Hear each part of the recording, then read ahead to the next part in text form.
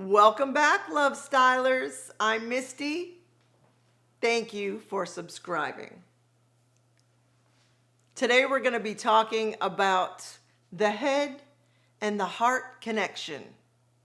Is there a connection between your brain and your heart? Hells yes, there is. You know, the heart, turns out, is the most powerful mechanism in the human body. It emits out into the universe with so much power, so much energy. You want to keep your heart right. I would start there. When we lead from the heart, when we start loving from the heart first, that helps keep our mind intact, our brain intact. That's the head. A lot of us are in our heads. We listen to, myself included, of course. We listen to a lot of Greg Braden, Bruce Lipton, and Joe Dispenza. These are gurus of the body, mind, and soul. Very uplifting folks.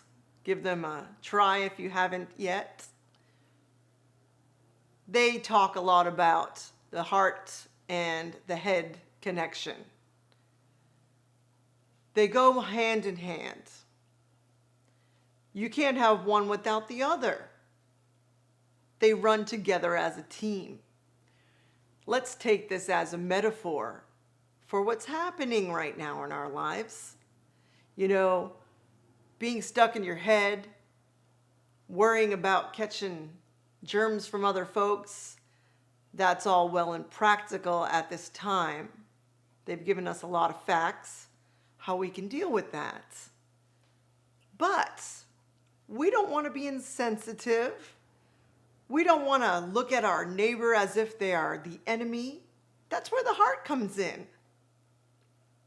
Use your heart. Have compassion at this time. Be smart. Connecting the two is tricky for us, especially in 2020. In 2020, we are very, very much in our heads, watching social media, which does have a lot of heart stuff, a lot of heartfelt things I'm finding there. But there's a lot of talk, opinions, facts, whether true or not. We're collecting a lot of data. That's where our head seems to control us most of the time. We're in the age where it's the information age. And this has been for a while. And it seems to be becoming more of where we start. We start in our brains. And that's smart on one hand, and maybe not so smart on the other hand, because we want to include our hearts in our decisions when things get sticky and tricky, as they have been lately. We got to mix the two. Finding a good balance between the head and the heart can be a challenge, but it can be done. You know, speaking of the hearts, we love the heart over here at Lovestyle. We're trying to begin there when we think of our place in the world, what we're here to do, why we were born, what's our mission. Trying to ascend a little more each day. We get quite deep over here these days. But when you think of the heart, think of the world inside that heart, our entire earth. I say the universe, because there's many people in the universe. But let's just start with the earth. You know, at this time, realize we are all one. Your neighbor is not separate from you. Your coworker is not separate from you. We are all one. We are all expressions of God, if you want to get down to it. We're just different expressions of each other. We are all one heartbeat. So when I mention the heart, I want you to think of the fact that we are all contained within that heart. We all beat together, the same heartbeat, someone from another country, people who are sick, people who are different than you, are you? It's kind of strange to think about it like that because we're so separated sometimes. And even with this thing happening, with the sickness that's going around, there is a chance we all may catch this flu. That is also something we're sharing. It sounds weird. I don't want that, Misty. Why would I want to share sickness? Because we are all one. When somebody is sick, we share in that. That is what's happening right now in the world. It's not happening to them. It's happening to all of us. And I don't mean that in a scary sense. I mean we are truly all one entity, soul, heartbeat. When people talk about the collective, that's what they mean. We are the collective. Everybody in the universe is the collective, even people who reside on other planets. Mister, you're getting weird now. What do you mean, aliens? Yeah. And other beings that just look different than us. We are stuck in our ego if we think we're the only ones living in this universe. Remember, we're part of a solar system. That's just one system of millions of systems. But I don't want to get off topic. That's some big picture thinking. That's for later, though. Let me know if you want to talk about some of these subjects. You know, this Lovestyle channel, we cover a lot of lifestyle things, living the love style, diet stuff, improving your body, mind, and soul. But there's a lot of other topics we'd like to cover. And I'd like to hear from you. Let me know. Let us know here at Lovestyle. What do you want to talk about? Nothing is off the table if it's a positive subject. We don't go too much into the fear stuff. We try to keep it light, keep it bright. So back to the head and the heart. Even though they're a great band, it's also a great mindset to think about mixing the two. What is the perfect balance? Between the head and the heart, where do you cut it off? What are the measurements here? Well, there are no measurements. That's some strictly head thinking. You have to find the balance that works for you so you can look out for you and yours. Mixing some practicality with a little compassion. Finding a gorgeous mix between the two, like you would do for a diet. Something we talk about often here. No two people are the same, even though we're all one. We are different expressions of each other. And there's no two alike. I think it's very interesting. I think it's very interesting we can live on this earth and never see two individuals expressed in the same way. Not even identical twins can do this. Consider it kind of a challenge. Consider it something to work through, something to grow, something to help you grow. Trying to navigate through this world with the ups and downs, with all the different expressions of personalities you may run into. So, Misty, what are some more examples of head and the heart connections or balances? Head. I know to stay away from crowded areas. I know I may have to keep my distance if it affects me emotionally from people who are a little doom and gloom for my personality. If that's going to affect me and I'm going to bring that home to my family, we'll want to stay away from that. That's some head stuff. But at the same time, you want to have compassion. That's where the heart comes in. And say, you know, I'm not going to get angry if this person is really freaking out right now and worried about what the future may bring, because I have some of that as well. I have compassion because I have the same thoughts. I may not want to express them quite in the same way. There's the expression again of different personalities different folks, different humans. But having compassion means I'm not going to fight with this person if I disagree with some of their takes on what the universe may bring next.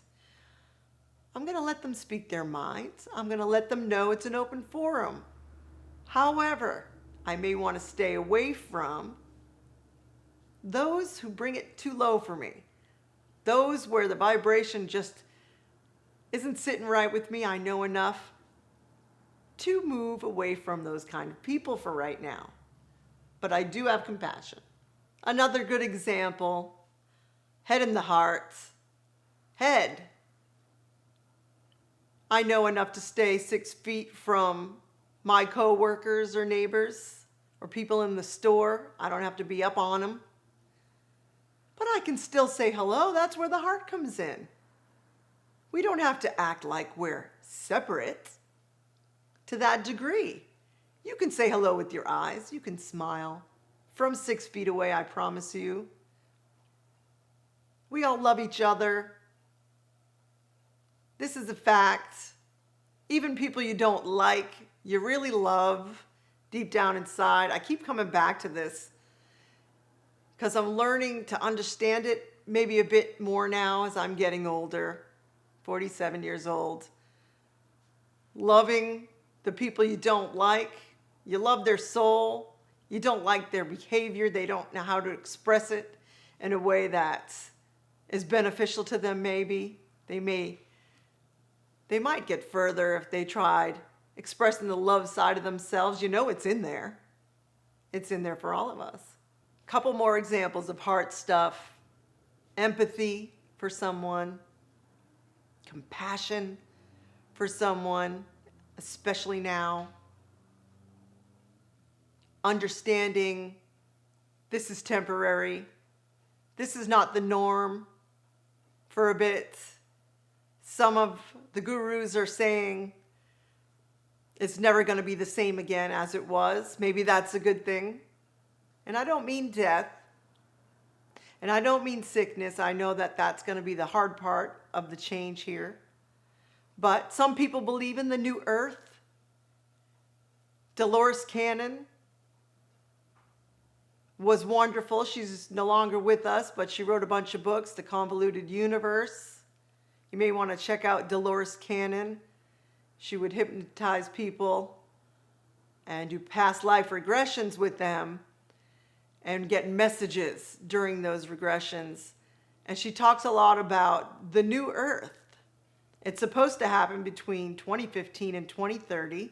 We're in that now. This is kind of off topic for a minute. If you believe in the new earth, the place where the ascended people are going to go, dimension-wise, they're going to go there. It's called 5D. Some people who are watching this channel have heard of 5D. And there's a 4D too. That's on the way. So the fifth dimension, the new earth, those are the people who have risen above the mundane, risen above just existing, risen above being too materialistic, being too grounded in the 3D, having a little spirituality about them. We're going to ascend into the new earth where things are better, more positive, more truth, less about lies, less about war, less about enemies and materialism. We're in a different place now. Vibrationally, our frequency for a lot of us has risen. We are vibrating higher now. If you notice, there's a lot more truth that has come out in the last couple years. I'm very excited about the truth coming out on so many levels with so many different subjects. Diet being a big one. I'm real excited about that. You know, mindfulness is big these days. Manifesting, these kind of things. It's all possible. You are in control of how your life plays out. And you are in control of healing yourself very quickly. If something was to go down, if you catch any germs, if you get sick, Treat it like any other sickness. Take good care. Drink your water. That's your mind stuff. Use your heart and have the belief in your heart that this is going to be okay. You are going to be fine. There's going to be a little trouble there if you got sick. Just like when you catch a cold, a week or two goes by and you feel like crap. This is part of the ebbs and flows of living, being in a human body. You know, we're spiritual beings having the human experience. This is our earth suit. You know, we're grounded right now. It's heavy here. But using your heart